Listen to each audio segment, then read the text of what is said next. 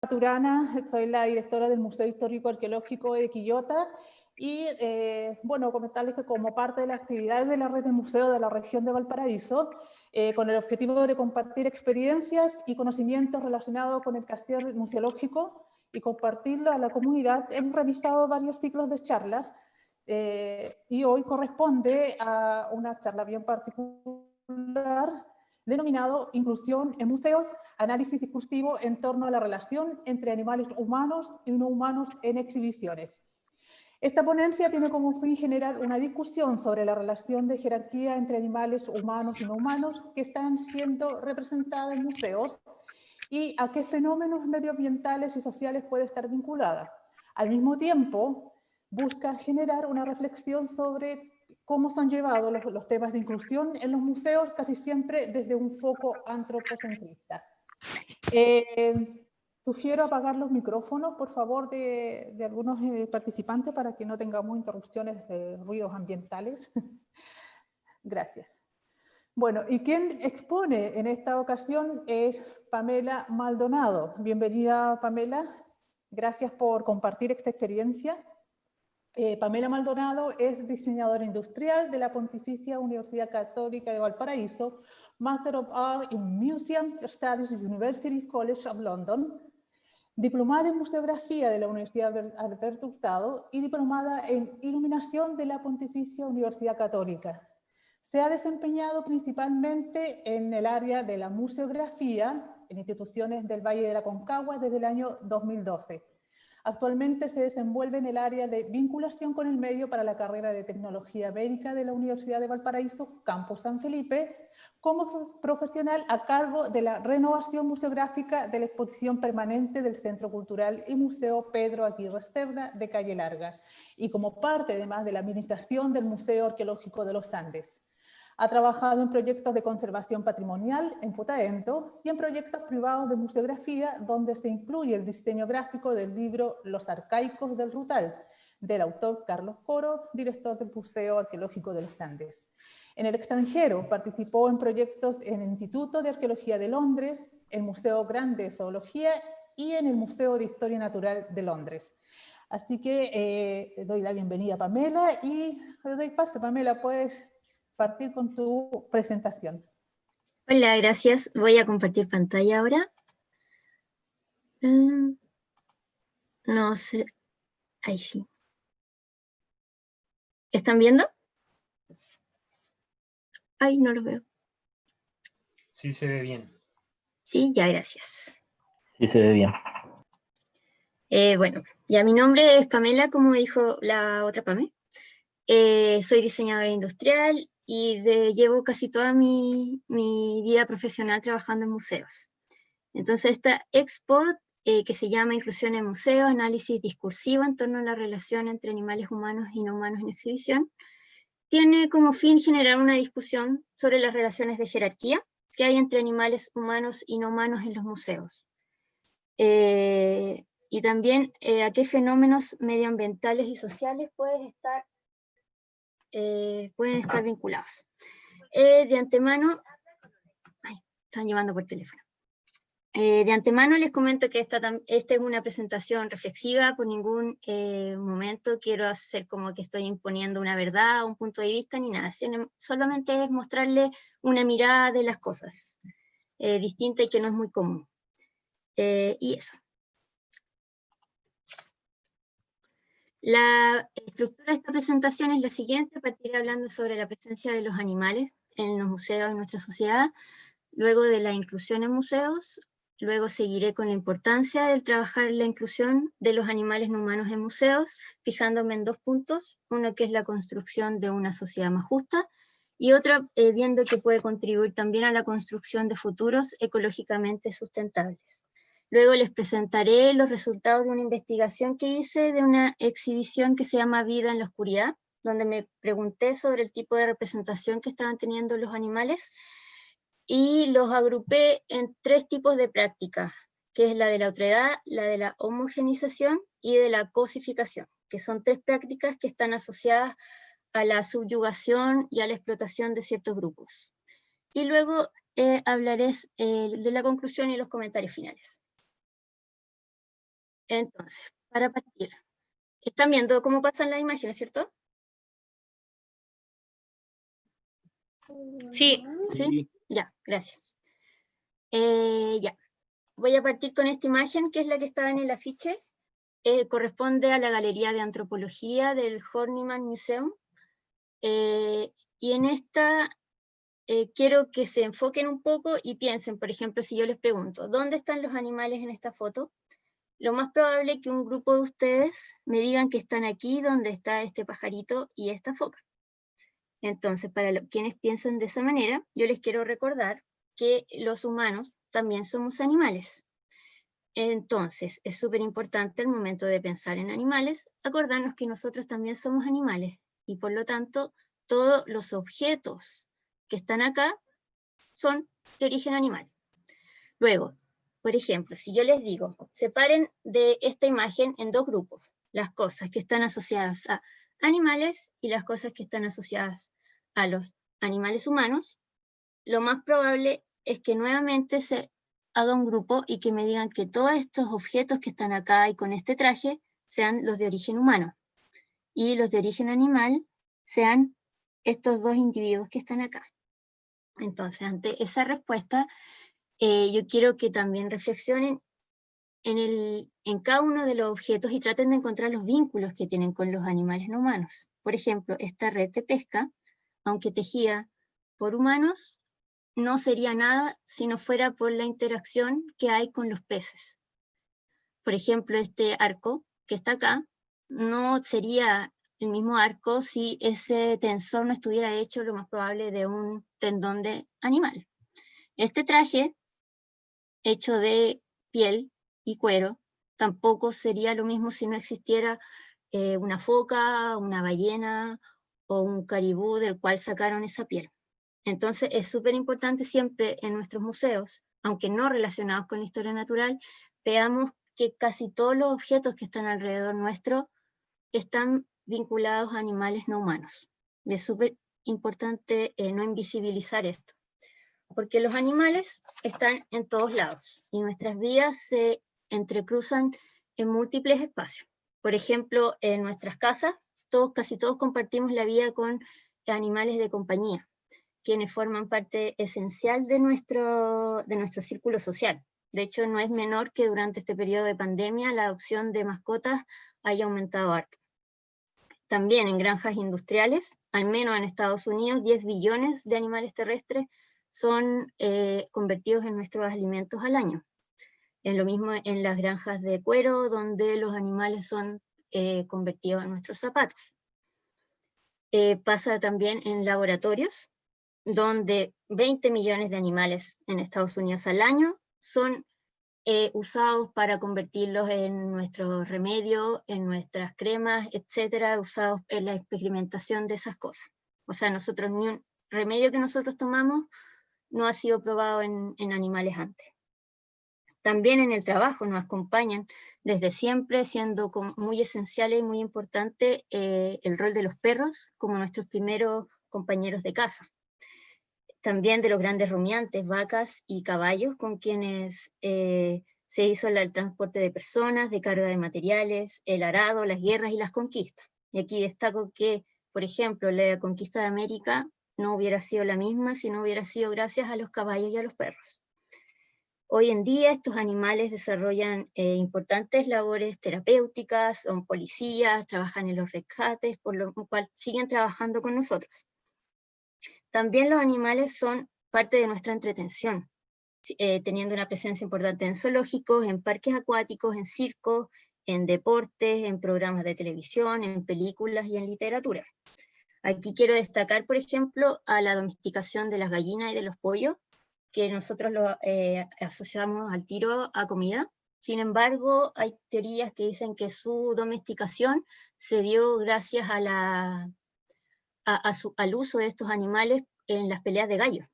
Entonces, el uso que le damos como alimento no se dio hasta nuestro milenio,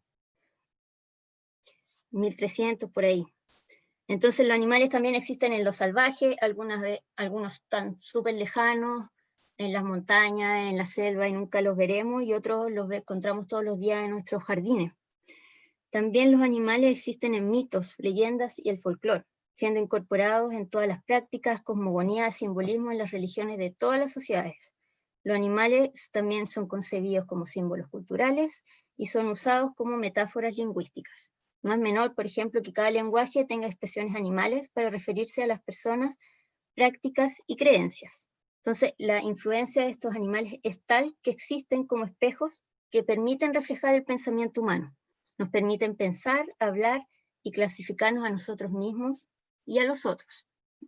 ¿Sí? Y aquí es donde quiero también empezar a hablar de los museos, ya que son en estos lugares donde nosotros interpretamos y representamos animales, tanto humanos como no humanos, y donde también reproducimos y perpetuamos relaciones de poder que hay entre ellos, es decir, quién domina a quién.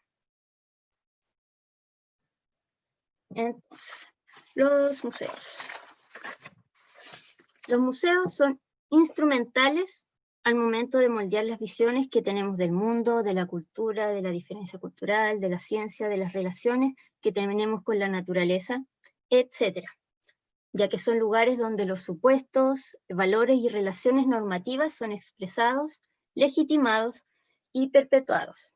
Y de esta manera, los museos tienen el potencial de poder influir en las actitudes que tienen las personas hacia el medio ambiente, hacia los otros y en su comportamiento en general.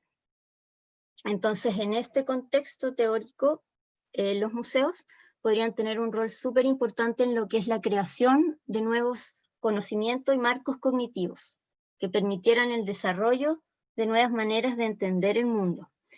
Un mundo que idealmente promueva prácticas de inclusión, que permitan y valoren el acceso igualitario a todos los seres a los elementos que necesitan para desarrollarse de acuerdo a la diversidad de sus naturalezas. Entonces, ¿por qué yo creo que en este contexto, donde ya se entiende que la inclusión es importante y los museos tienen un rol en esto? ¿Por qué yo creo que es importante trabajar en la inclusión de los animales no humanos? Por dos motivos, que voy a explicar luego. El primero es porque creo que influyen en la construcción de una sociedad más justa, y también porque creo que pueden contribuir a la construcción de futuros ecológicamente sustentables. Entonces, primero, los museos tienen el potencial y la responsabilidad de contribuir a la lucha contra la inequidad social.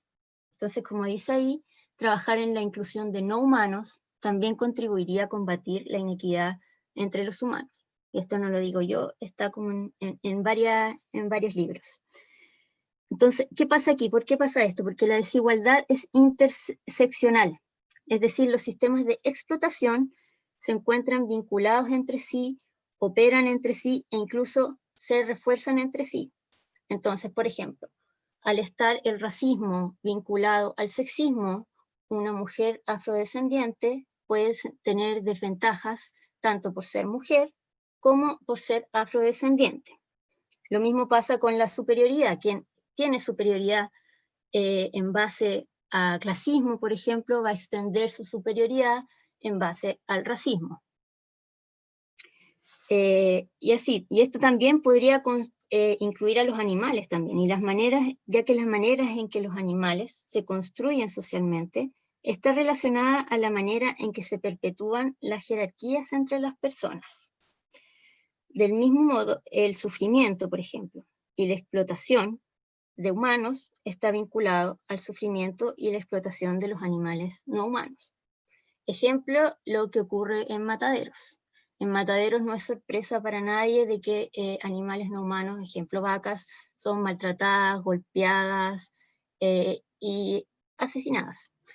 Pero lo que no se ve muchas veces es que esto también está vinculado a una explotación hacia los humanos, ya que son los trabajadores de los mataderos quienes generalmente son inmigrantes, muchas veces ilegales, que no hablan el idioma oficial, que no tienen ningún tipo de seguridad social. Entonces se ven expuestos a un montón de enfermedades laborales, ya que las vacas, por ejemplo, pegan muchas patadas, o porque se resfalan en un montón de fluidos que hay presentes, donde también hay muchas infecciones y se enferman bastante, Entonces los humanos aquí también son bastante explotados también.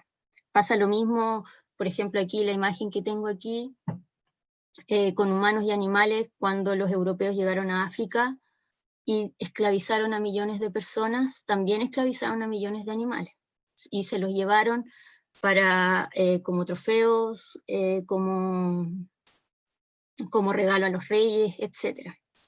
Entonces estos sistemas están siempre vinculados. Y entonces, para trabajar en la equidad social, también hay que trabajar en conjunto todos los diversos sistemas que trabajan en cuanto a esta explotación. Entonces trabajar en los de los animales puede resultar súper útil, sobre todo porque es un área que es súper invisibilizada, pero puede resultar súper útil al momento de generar acciones que íntegramente trabajen por la construcción de una sociedad más justa. La segunda razón es la construcción de futuros ecológicamente sustentables.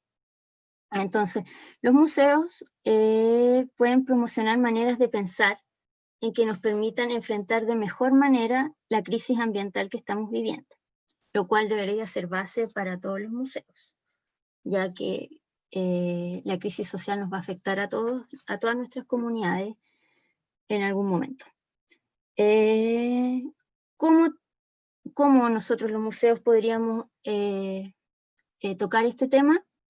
A través de trabajar de un paradigma que no promueva las desigualdades y distinciones entre los humanos y los no humanos. Entonces, ¿de qué distinciones estamos hablando? Durante la Ilustración se establecieron el humanismo moderno y la racionalidad cartesiana. Quizás muchos conozcan esta frase de René Descartes que dice pienso y luego existo. Con esta frase se puso por sobre todas las cosas la racionalidad como lo importante y todos los seres que son racionales como los importantes y el resto como inferior. Y aunque puede resultar súper brutal, eso sigue siendo hoy día considerado y por ejemplo se ve establecido en lo que es la división cultura y naturaleza que está transversal en todos lados. Aquí por ejemplo le puse una foto donde generalmente, por ejemplo, la cultura se pone en algún lado y la naturaleza se pone en otro lado. Entonces, si queremos trabajar como AIS, tenemos que acudir al Ministerio de las Culturas, Arte y Patrimonio. Si queremos trabajar con este mar, tenemos que ir al Ministerio del Medio Ambiente. Si queremos aprender sobre los moai y los indígenas, probablemente tenemos que ir a un museo de arqueología o museo de historia. Si queremos aprender sobre el mar y los peces que viven ahí, tenemos que ir a un museo de historia natural. Sin embargo, estas cosas están unidas y no tenemos que dejar de pensarlas como tal. Entonces, en este contexto, una autora que se llama Fiona Cameron dice que hay que repensar la forma moderna de los museos y su filosofía humanista, y que para promover los futuros sustentables tenemos que sí o sí disolver estos dualismos de cultura por un lado y naturaleza por el otro, y empezar a mirar al mundo y representarlo como una red dinámica de sistemas colectivos, sociales, biomateriales, y cambiar, por ejemplo, de entender lo que es la diversidad cultural a la diversidad de naturalezas y entidades. Entonces, según todo este contexto teórico que les mostré, yo me planteé en una investigación que hice en el 2018 algunas preguntas con respecto a qué tipo de relaciones están reproduciéndose en los museos. Si se está reproduciendo esta idea de que los animales están por un lado, los humanos de otro, la cultura es una cosa, la naturaleza es otra. Quise saber de qué manera esto se expresa en los museos. Entonces me enfoqué, por ejemplo, en estas preguntas de cómo se representa actores humanos e inhumanos a través del lenguaje y bajo qué tipo de relación de poder se vinculan. Y aquí yo me enfoqué en el lenguaje principalmente porque esta es una práctica social que permite la reproducción de las relaciones sociales de acuerdo a ciertos intereses y ciertos contextos. Y en el lenguaje tengo la idea de que el lenguaje construye realidades y es instrumental al momento de reproducir las relaciones de poder. Para quienes les interese más la metodología, seguí un marco metodológico de análisis crítico del discurso de Theo van Leeuwen, donde él hace un cuadro e identifica distintas prácticas a través de las cuales se incluyen o excluyen actores en los textos.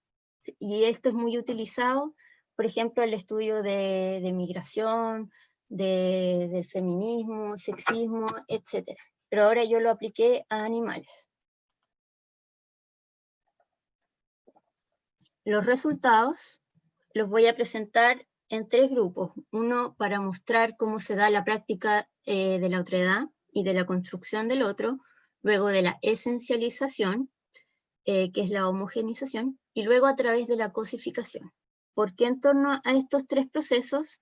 Porque son estos los que facilitan la subyugación de ciertos grupos y su exclusión del poder, situando a estos grupos en situación de vulnerabilidad, donde justificadamente pueden ser sometidos y explotados por otro grupo. Entonces partamos por la otredad. La otredad es la práctica de clasificar a seres como diferentes a uno con el fin de tratarlos distintos. Esto suena como súper simple, pero se da en la práctica mucho, donde se divide qué es uno y qué es el otro. Por ejemplo, los hombres superiores, los que no sean hombres, es decir, las mujeres, son una desviación de este grupo y son un otro que puede tener menos privilegios, menos derechos que ese otro grupo. Entonces, ¿qué resultados obtuve yo aquí?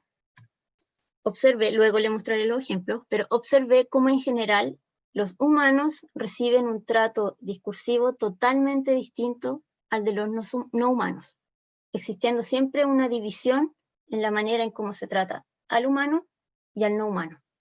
En este caso, los no humanos son incluidos directamente, y nosotros los humanos indirectamente y casi excluidos de las acciones. ¿Y esto por qué puede ser? Porque al estar en una exhibición de animales, en un museo de historia natural, se puede considerar que el humano no es un animal y por lo tanto no tiene que formar parte de los discursos y de los textos que ahí se presentan. Entonces puede ser un ser menos natural también, entonces es ajeno al Museo de Historia Natural. ¿Cómo se ve esta exclusión de los humanos? Por ejemplo, aquí en el primer ejemplo de arriba hay lo que se llama una modificación adjetival, donde se ve ahí que el humano es incluido muy indirectamente a través de un adjetivo. Porque, por ejemplo, aquí la frase dice: la demanda humana de escualeno ha ocasionado la sobrepesca. Si aplicamos los conocimientos de básica del sujeto y predicado y todo eso, vemos que aquí el núcleo del sujeto es la demanda. Podemos eliminar la palabra humana y la frase sigue teniendo sentido. Entonces, aquí el humano es casi eliminado y es casi se le quita su responsabilidad en los actos y todo a través de esta modificación adjetival. Y esto es súper común, lo vi varias veces en esta exhibición. Lo mismo aquí, el sujeto implícito. Aquí el ejemplo dice: algunas especies de polilla han sido observadas. ¿Han sido observadas por quién? No se indica en ningún momento quién las está observando, pero nosotros podemos deducir que están siendo observadas por un humano. Quizás probablemente un científico, no sé, pero no se habla nada de esa persona. Entonces incluso es difícil saber si está ahí. Y eso es parte de estos discursos de excluir al humano de este mundo natural. En cambio, los no humanos generalmente son incluidos muy directamente. Por ejemplo, el kiwi mete sus fosas nasales, baja al suelo, se alimenta. Entonces, es súper claro aquí quién hace la acción. Otro ejemplo acá se ve en este panel, que marca ciertos hitos de animales humanos y no humanos, como el más alto, el que nada más al fondo, etc. Entonces, en la columna de la izquierda están ubicados la manera en que son incluidos los no humanos, y si se fijan es como súper directo, dice: el animal de vuelo más alto, el mamífero de nado más profundo, el animal terrestre a más altitud. Está súper directo quién es el actor de esa acción, que es un animal, un mamífero, un animal terrestre. En cambio, cuando revisamos la manera en que es incluido el humano, nos encontramos que esto es hecho a través de nominalización y referencias a objetos hechos por el hombre. Ejemplo, altitud media de un avión. Ese avión no es un objeto solo autónomo que vuele solo, sino que es algo donde vuelan personas. Pero ahí muy indirectamente están incluidos los humanos. Lo mismo el buceo más profundo. Ahí la acción de bucear, el buceador están completamente excluidos de la oración, pero también se entiende que ahí hay una persona que está actuando. Aquí lo mismo, la ciudad a más altitud. Entendemos que las ciudades son construidas y habitadas por personas, pero aquí está nuevamente excluidos los humanos. Entonces, aquí se nota cómo también los humanos por un lado y los animales por otro. Y en este caso, el humano quererlo sacar de este Museo de Historia Natural y de esta exhibición de animales. La siguiente práctica es la de homogenización, que es la práctica de tratar individuos de un grupo como si fueran todos iguales. Aquí se simplifican los sujetos, se suprimen sus individualidades, es decir, sus características físicas, sus intereses, sus necesidades, sus personalidades, y se consideran y se valoran en términos solo de su identidad grupal. Esta práctica es súper importante porque es la base en la formación de los prejuicios y sirve para justificar la opresión. Aquí, por ejemplo, también se pueden ver ejemplos como se tratan, por ejemplo, a las mujeres. Y se dice las mujeres son todas iguales, entonces son todas inestables emocionalmente, por ejemplo, porque todas tienen ciclos hormonales que varían durante el mes. Entonces son todas iguales. O cómo se construyen, por ejemplo, de repente a los migrantes y se dicen estos migrantes son todos pobres y son todos ladrones, son todos iguales. Suena súper brutal, pero está como en el fondo de las prácticas a través de las cuales se construye la imagen de estos otros. En esta exhibición, nuevamente vi cómo esta práctica es súper distinta a la manera en que se incluye al humano y al no humano en el discurso. Entonces aquí no solamente se evidencia que el humano es otro, sino también se puede intuir que este humano es superior, ya porque es representado con grandes grados de determinación y complejidad y resaltando siempre su valor individual, a diferencia del no humano, que son incluidos por procesos de indeterminación, donde se transmite muy poco del animal en específico, se simplifican sus características y roles individuales y se contribuye a un entendimiento superficial y de repente hasta errado de estos animales. Entonces al final el animal se transforma como en un símbolo que al final se resta de nuestra realidad inmediata. Y eso es súper grave porque si no es parte de nuestra realidad es como que no existe. Y es mucho más difícil, por ejemplo, sentir empatía por estos otros. Entonces ya vimos que los humanos casi no son incluidos, pero cuando son incluidos con grandes grados de determinación. Aquí se ve a un caballero y se dice el profesor Ron Douglas, es biólogo de la Universidad del City University. Profesor en el Reino Unido no es lo mismo que un profesor en Chile, allá implica un grado de jerarquía dentro de la universidad que es superior a muchos otros. Entonces, cuando se incluye a esta persona, se hace una determinación por su funcionalidad, por su género, por su identificación, por su título honorífico, por su afiliación institucional e incluso por su nivel educacional. En cambio, cuando hablamos de un animal, ¿qué hablamos? Halcón peregrino, falco peregrinus, en todo el mundo. Hay una generalización total a través de las referencias taxonómicas acá, que poco nos hablan del individuo que está en exhibición y poco nos hace saber de a quién tenemos frente. Entonces, estamos aquí frente a un símbolo y no frente a un sujeto, frente a un individuo, frente a alguien. Porque, por ejemplo, en todo el mundo, aquí nos hablan de Homo sapiens ubicado en todo el mundo, pero aquí sí. Entonces, ahí ya hay una distinción que es súper importante. Luego vamos a la cosificación. La cosificación es una práctica donde se perciben a los seres vivos como objetos inanimados, inertes y carentes de agencia. Aquí se les niega el valor personal del otro y su realidad. Y al ser considerados como objetos, estos seres cosificados pueden ser estudiados, valorados, controlados y explotados según los intereses de un grupo. Aquí, por ejemplo, es súper conocido el caso de las mujeres cuando se cosifican y se transforman, por ejemplo, en un objeto sexual. O las personas esclavizadas, los afrodescendientes, que se transformaban en una cosa, en un valor, en un elemento de cambio en el mercado, entonces tenían un dueño y ese dueño hacía lo que quería con esos esclavos porque eran unas cosas, no eran personas. Esa es la cosificación. Entonces, ¿qué resultados tenemos en esta exhibición? Aquí, nuevamente, está la división cultura-naturaleza, humano en humano, ya que la manera en que se incluyen ambos es totalmente distinta.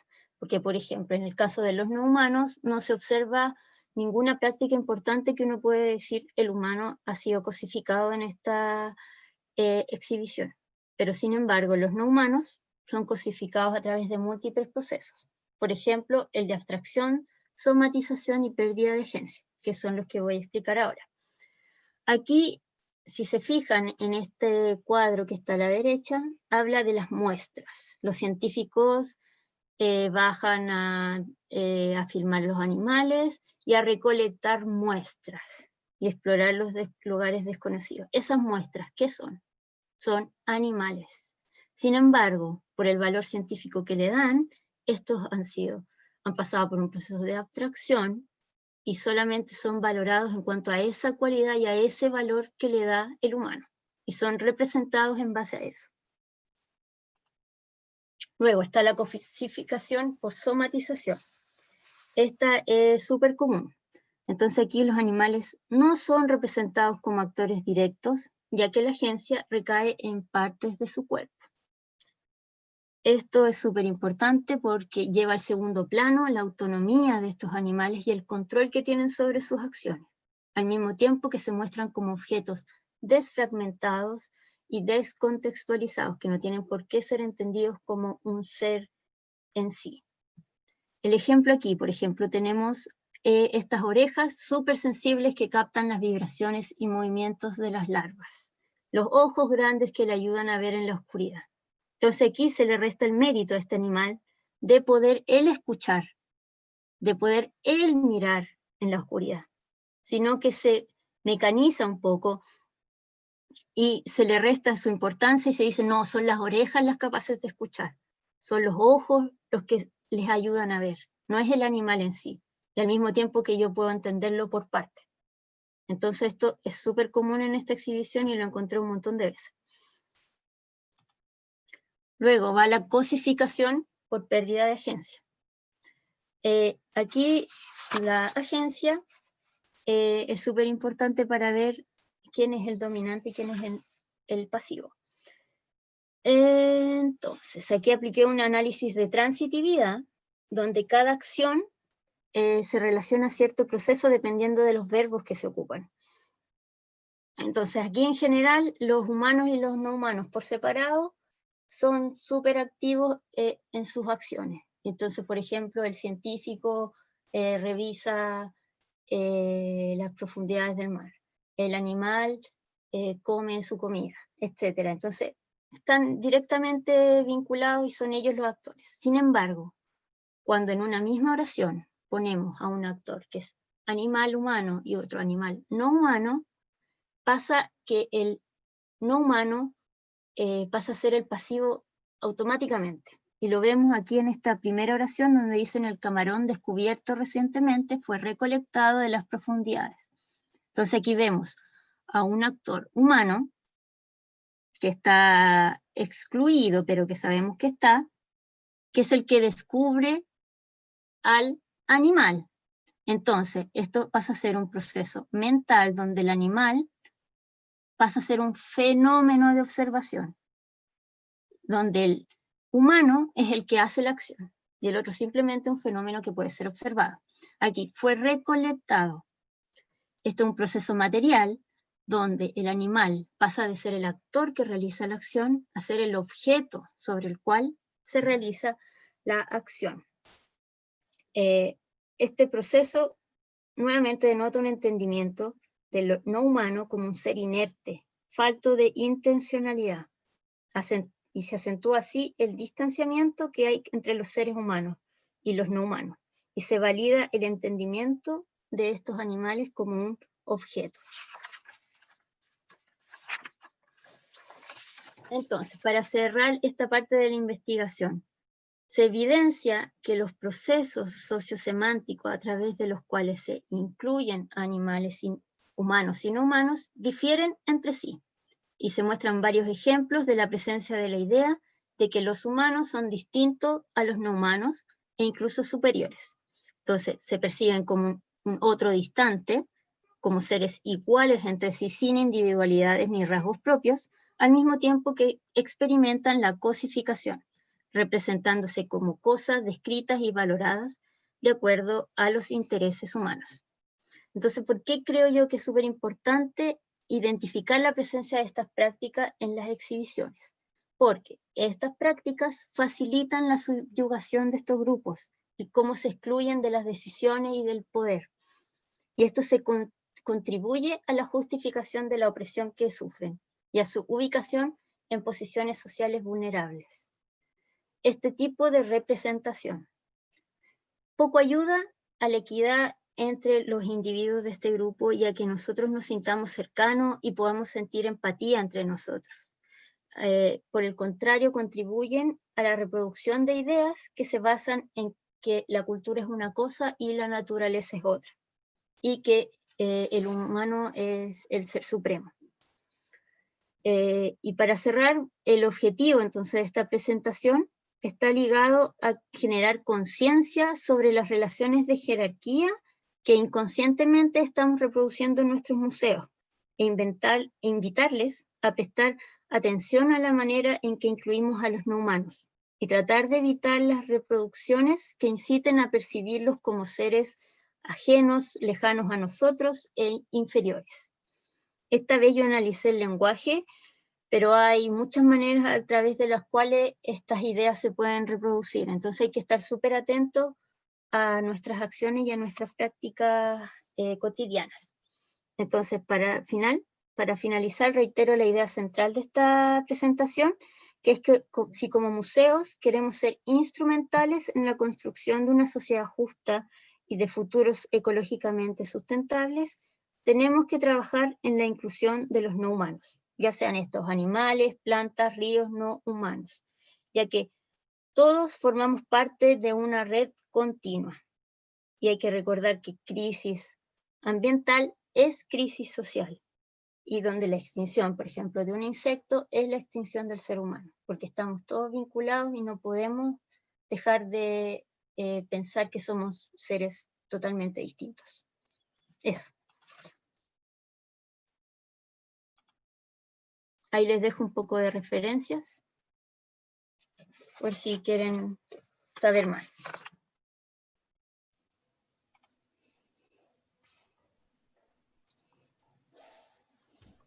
Gracias, Pamela. Muy interesante el tema. Es un tema, en realidad, en lo personal, que no es muy común que se ha tratado en el tema de los museos, y que también nos hemos dado cuenta que no solamente tiene que ver con los museos de historia natural, sino que con todos los museos y también incluso la vida cotidiana. No sé si alguien tendrá alguna consulta, la quiera hacer en directo o a través del chat. Estamos atentos a esto para que Pamela nos pueda responder.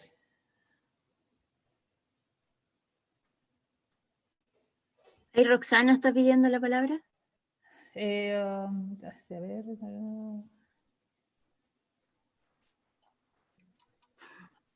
Rosana. Por ahí. Bueno, Rosana. ¿Me escucha?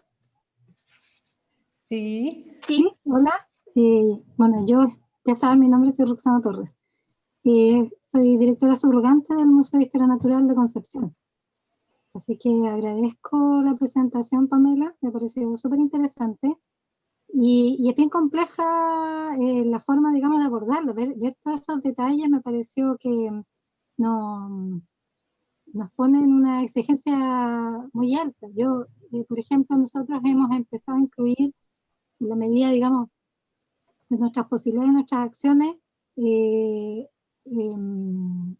término más inclusivo lo que tiene que ver con género, que ya ha significado toda una barrera, digamos, o un traspaso de información o de repensar los textos en esa mirada. Y bueno, y esto también viene a sumarse como a esa nueva mirada de lo que nosotros estamos disponiendo al público, y que me parece que está bien, que corresponde. Nosotros hacemos un esfuerzo en ello, en nuestra exhibición, en la visita guiada, pero claro que hay, ¿no es cierto?, un cierto manejo de palabras, de formas de ser, en el fondo. Ya estamos tan acostumbrados a presentarnos y hacer las cosas de cierta manera. Entonces, bueno, pensando en lo que ha sido, por ejemplo, el tema de la equidad de género, estoy tratando de hacer como una relación en cuanto a esas modificaciones. La institución del Servicio Nacional del Patrimonio Cultural lleva muchos años en estas prácticas. De hecho, ahora se están haciendo algunos encuentros con ese enfoque, desde el 2008. Entonces, no sé, por ejemplo, una acción como esta, yo me imagino que igual tiene que ir abordándose hoy día, pero para que en el fondo tenga una, no sé, cuántos años en el fondo. La pregunta es, ¿cuánto tiempo crees tú que requieren las instituciones para comenzar a incorporar de manera eficiente o real esta mirada, y que se vea aplicada en las exhibiciones finalmente? Es súper complejo porque es algo que está demasiado basal tanto en las estructuras de las instituciones, en los discursos públicos, culturales, e incluso en nuestra psique. Entonces, sin querer, nosotros siempre lo estamos reproduciendo. Entonces, es una cuestión a la que hay que ponerle mucho ojo porque es muy a largo plazo. Entonces, entre más nos demoramos nosotros en generar acciones que contribuyan a esto, más lento va a ser. Entonces, por ejemplo, yo analicé el lenguaje, pero puede ser con el espacio, puede ser con muchas cosas. Por ejemplo, tú hablaste de trabajar en género en los museos de historia natural, y por ejemplo hay varios papers que hablan cómo se reproducen las ideas androcéntricas a través de la representación de animales, por ejemplo. Entonces, cómo las colecciones que están conformadas muchas veces por mayor porcentaje de individuos masculinos, por ejemplo, da a notar una idea de que son los ejemplares masculinos los que son los estándares de cada especie. Entonces, es súper complejo y yo no te puedo decir cuánto se va a demorar porque es algo que está más allá, desde lo que nombré yo, desde los ministerios. O sea, si queremos hacer un trabajo con el ecosistema, vamos al Ministerio de Medio Ambiente y haciendo que son cosas que están súper vinculadas. Entonces es súper complicado y súper lento. O sea, no es algo que vaya a pasar de un día para otro. Entonces por eso hay que estar súper atentos nosotros, porque el resto no nos va a hacer las cosas por nosotros. Eso.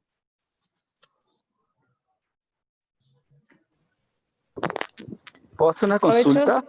Aprovecho de presentar a Darío Aguilera, director del Museo de la Ligua, disculpa Robinson, que va a estar a cargo a partir de ahora de la ronda de preguntas. ¿Ya? Gracias. Ok, Pame, gracias por el pase. Bueno, Robin, te entrego entonces, parece que quieres hacer una consulta. Sí, primero felicitar a Pamela Maldonado Rivera. Gracias.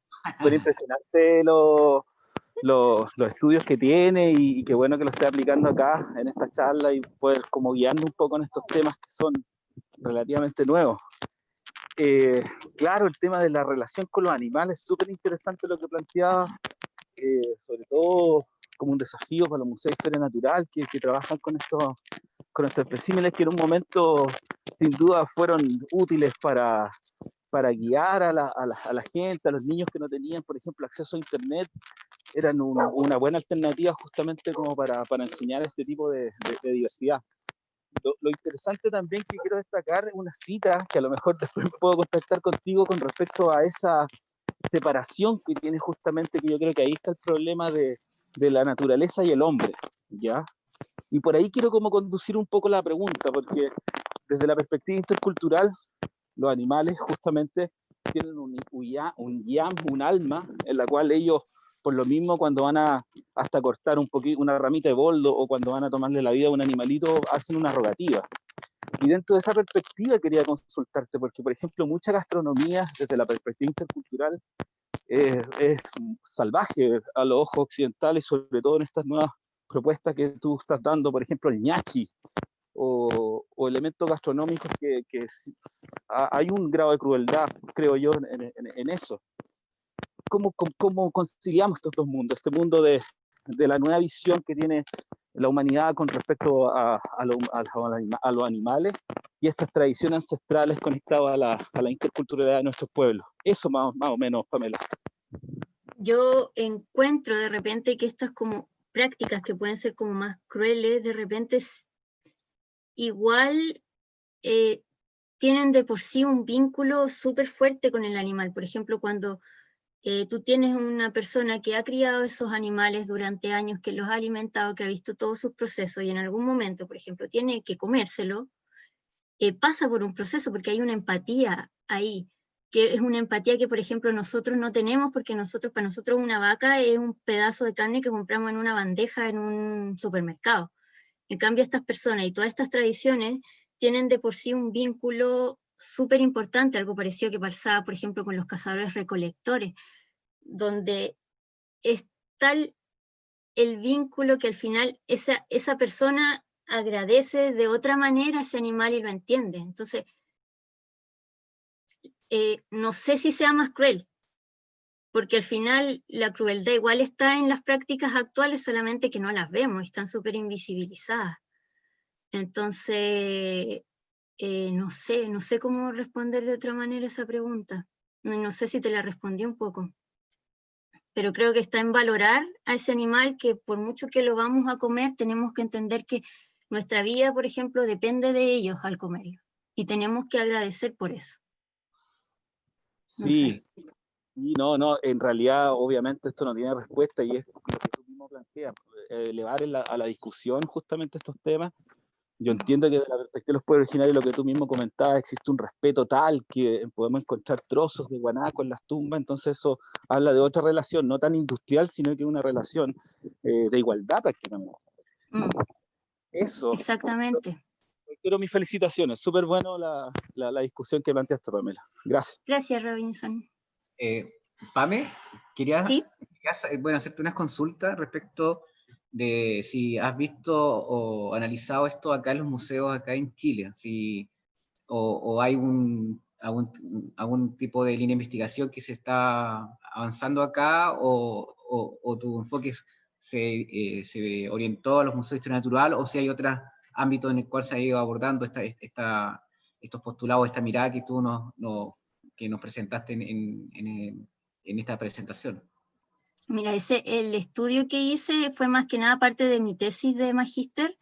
Estudié ese Museo de Historia Natural y también estudié una galería de antropología.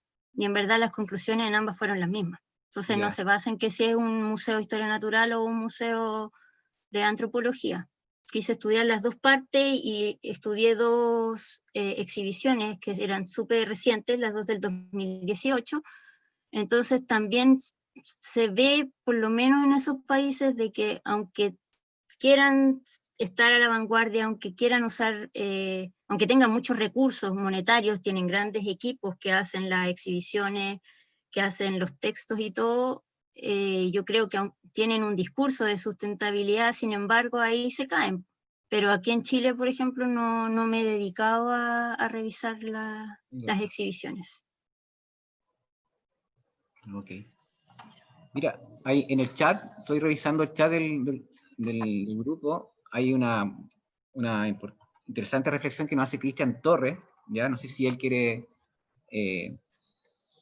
salir si puede prender su micrófono y hacer, que nos pueda compartir su reflexión y en torno también una cierta como pregunta también, o más que nada pregunta, una inquietud respecto a cómo los museos en general en nuestro país representan lo que son los grupos indígenas en su, imagino yo, que hace alusión a las exposiciones que tienen los museos referente a estos grupos, y que más que fomentar la diversidad cultural que algunos señalan, muchas veces se representan respecto a lo que es como culturas muertas, alejadas un poco, distantes, inferiores. Sí. Un poco vinculando un poco a lo que tú estabas comentando, si puedes como, Mm. ¿qué opinión tienes al respecto a cómo has visto esta representación de lo que es el mundo indígena en general en los museos acá en nuestro país en realidad?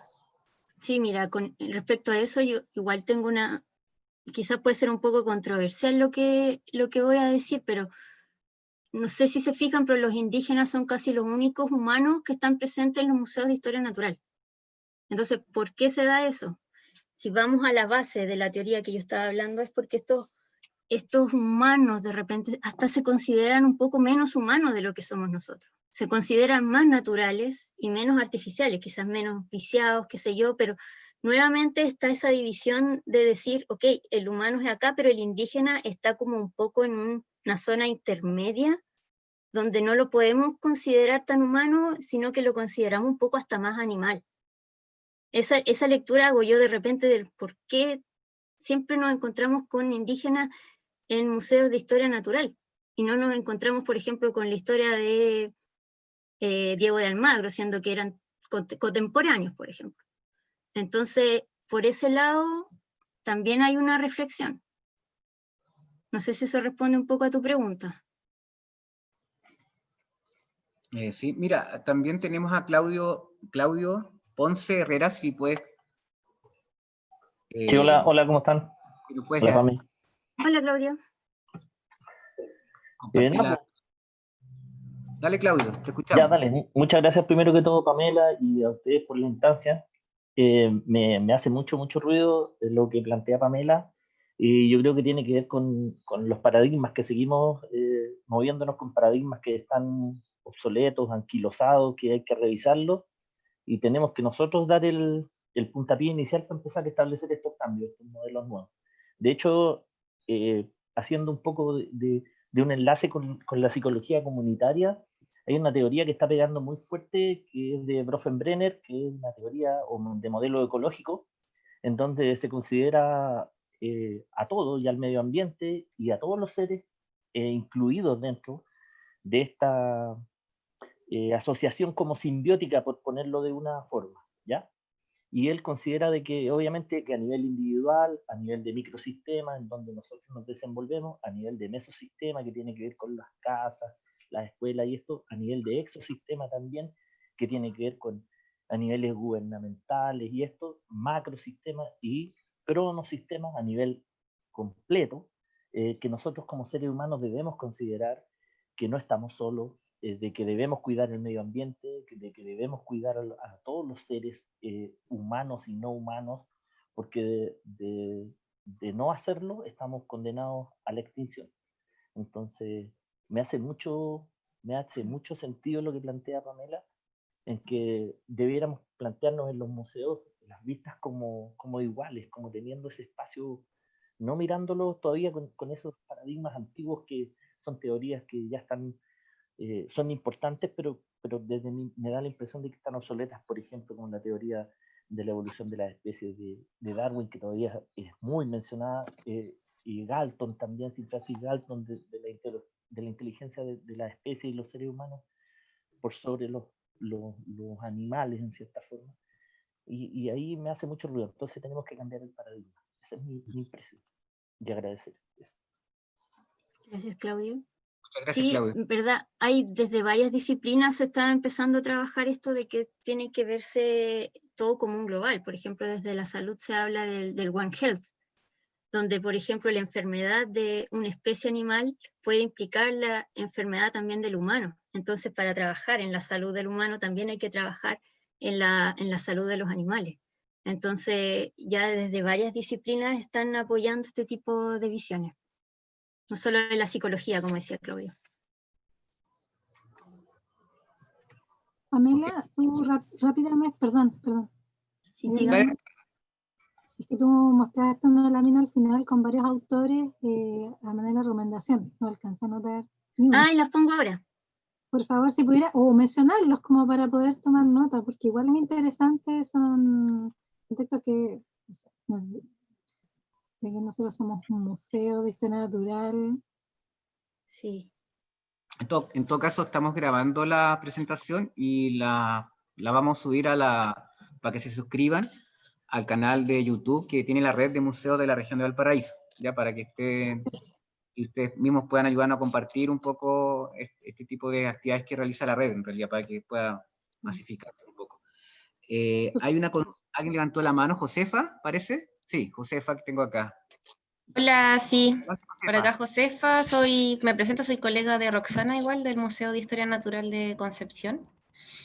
Primero felicitarte, Pamela, me parece súper buena la presentación, que igual nos lleva a reflexionar respecto a cómo presentamos desde una lógica muy moderna, como tú decías, la dualidad cultura-naturaleza, y que esta dualidad se ve reflejada en humanizar a los otros animales y por otro lado a contemplar, como bien decían delante, a los pueblos indígenas como primitivos en el sentido de naturalizarlos, como consideran los menos humanos. Yo, que igual me lo he replanteado varias veces y reflexionado sobre el tema, la solución que veo de romper esta dualidad naturaleza-cultura en cómo presentamos es replantearnos el cómo presentamos lo cultural a través de objetos culturales de los mismos pueblos indígenas y de pueblos de periodos arqueológicos, como invitar a reflexionar cómo los pueblos indígenas actuales se relacionan de distintas maneras con lo natural, con el entorno mucho más armónico,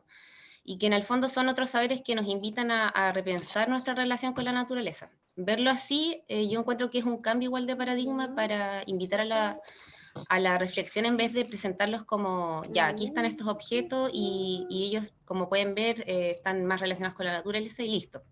Se ve de una manera como más primitivo por estar más relacionado con la naturaleza. En cambio, empezar a replantearnos otros saberes, como un diálogo de saberes con otras epistemologías y ontologías de ver la vida es mucho más rico.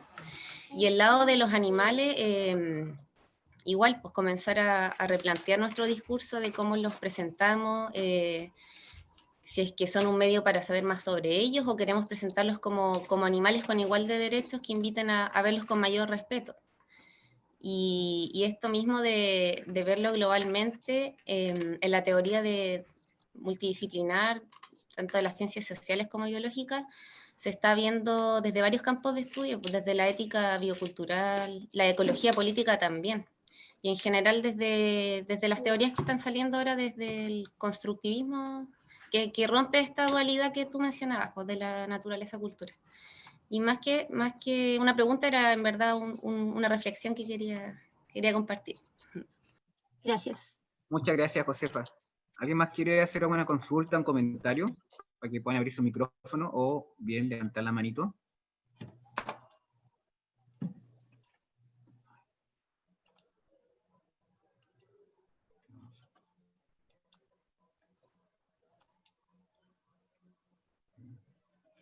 Estamos.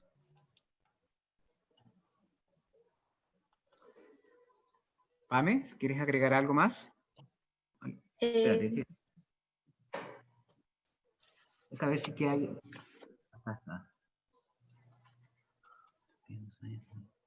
Mira, acá, bueno, hay en el chat también, no sé si has revisado, Florencia Silvi nos pone ahí que en el Museo de Ciencias Naturales de Plata, en Argentina, los pueblos originarios están pidiendo hace años ya que devuelvan los restos de sus antepasados que fueron exhibidos. Y hubo varias restituciones gracias al colectivo Guías. Bueno, acá en nuestro país eso todavía no, hay algo de eso en las zonas del sur de Chile, que está ya algunas comunidades que están reclamando al Estado, en realidad, restitución de antepasados que están incluso en otros museos, en realidad. Entonces, en ese sentido, cómo vamos vinculando un poco con lo que estás tú, nos presentaste ahora respecto a este interés que parte desde las comunidades respecto a brindar mayor dignidad un poco y que quizás no vuelvan a los museos, sino donde dicen haber estado siempre, que es junto con ellos en realidad. ¿Qué opinas respecto a eso, Pamela? No, sí.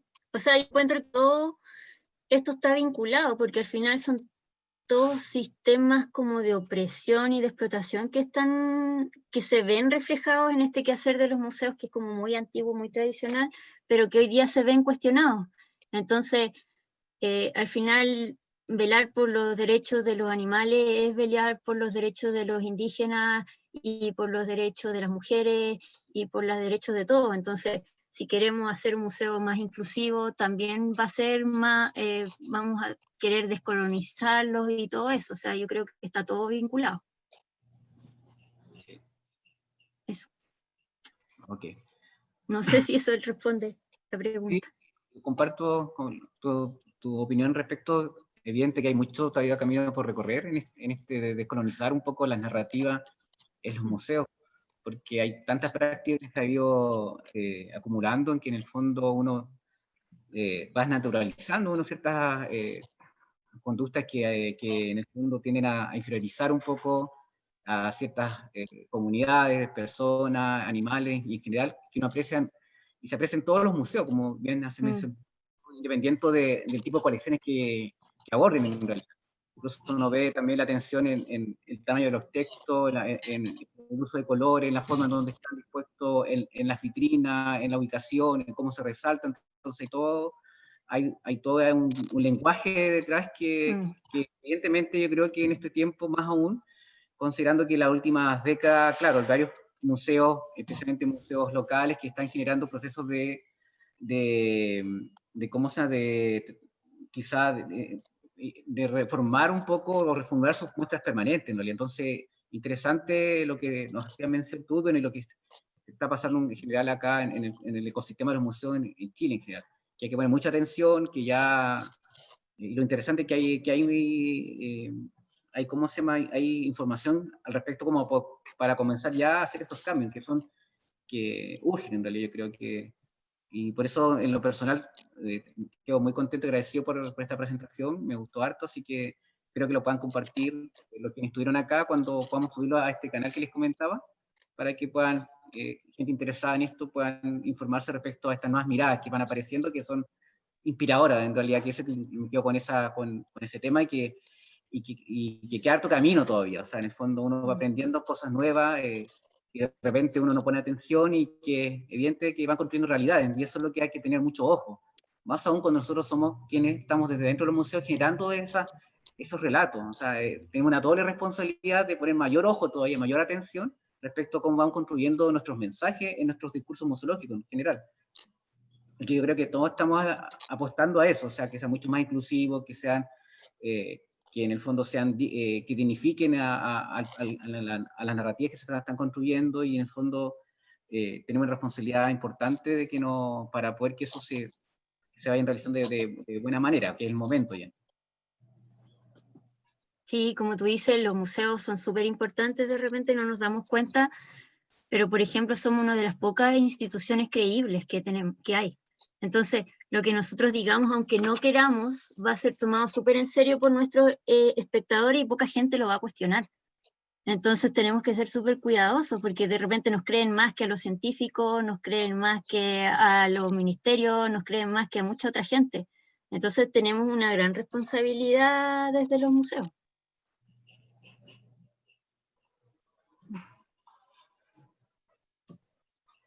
¿Algo más?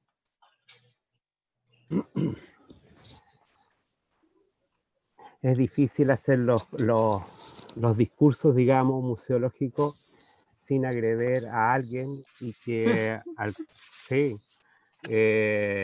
y que el mensaje, ¿no es cierto?, que uno quiere entregar, por lo menos no tenga 2 o 3 lecturas distintas.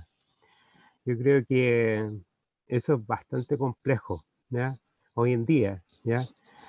Pero vaya, ¿no? Esperamos.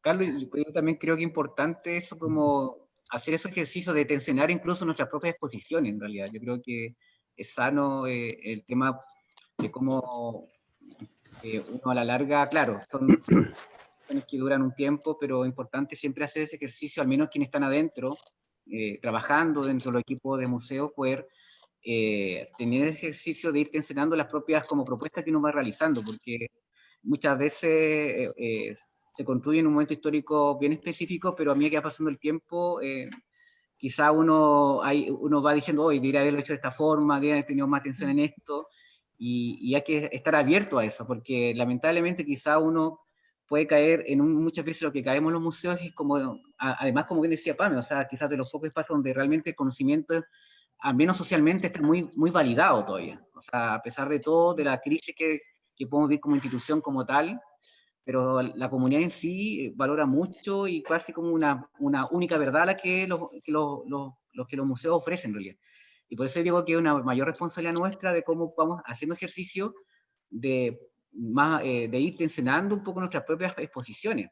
Y yo digo que eso hay que como no tenerle miedo a eso, ¿ya? Porque de repente detrás de eso hay autoría de quienes son de los mismos equipos, que uno se siente como desnudándose un poco respecto a las mismas prejuicios que uno tiene sin darse cuenta. Muchas veces uno neutraliza ciertas cosas, pero el llamado a eso, yo creo que eso es un poco lo que yo veo a la presentación que hizo Pame, apuntando un poco a eso, o sea, ojo, pongamos más atención, y eso evidentemente, algo sano sería que uno lo tomara de buena forma y comenzar a hacer estos ejercicios, al menos de ir tensionando nuestras propias posiciones, de cómo uno la va armando, y evidentemente lo ideal sería ir viendo cómo vamos generando procesos que nos permitan ser mucho más flexibles en esta apuesta y que podamos ir de la mano y mejorando esto, estando abierto a eso y porque ya no resiste esta idea de museo como isla, o sea, como museo empezando hacia adentro de las instituciones, sino cómo nos vamos vinculando con nuestras nuevas voces que van apareciendo y que están en las comunidades, en general, me refiero a comunidades científicas, académicas,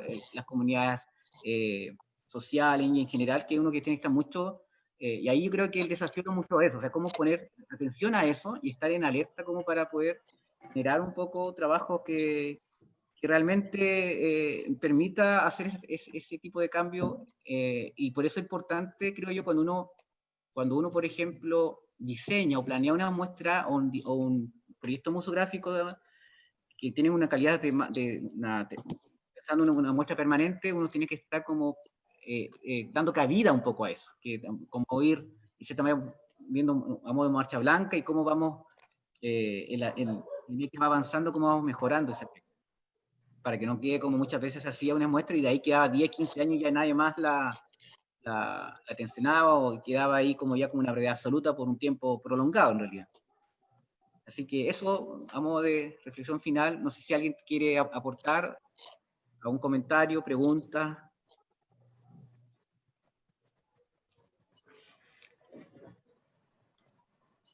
Bueno, Pame, a nombre de la red de museos de la región de Valparaíso, ¿ya? Te agradecemos enormemente tu generosidad. Yo creo que eso es fundamental en estos tiempos, el compartir estos conocimientos y desde la generosidad de que el interés de poder hacer esto. Así que yo muy feliz que se hubiera dado este encuentro. Y a todos los que se dieron el tiempo también de conectarse, de unirse a esta charla de la red, también por darle nuestro agradecimiento. Esperamos a futuro que puedan seguirnos y poder generar estos pasos de reflexión, de encuentro, que son tan necesarios para ir mejorando nuestras propias prácticas. Un poco eso es el espíritu que tiene este tipo de trabajo que hacemos de la red, de poder compartir y poder mejorar un poco nuestras propias prácticas al interior de los museos en el cual nos desempeñamos. Así que muchas gracias a todos y todas. Pame, te dejo para que también te puedas despedir. Y eso, muchas gracias a la red por darme la oportunidad de participar y de compartir esto. Y gracias a todos los asistentes. Me hacen muy feliz con su presencia. Eso. Okay. Gracias. Bueno, chao a todos y todas. Que estén muy bien. Gracias a todos y gracias. Todas. Chao, gracias. Gracias, Pamela. Chao, muchas gracias.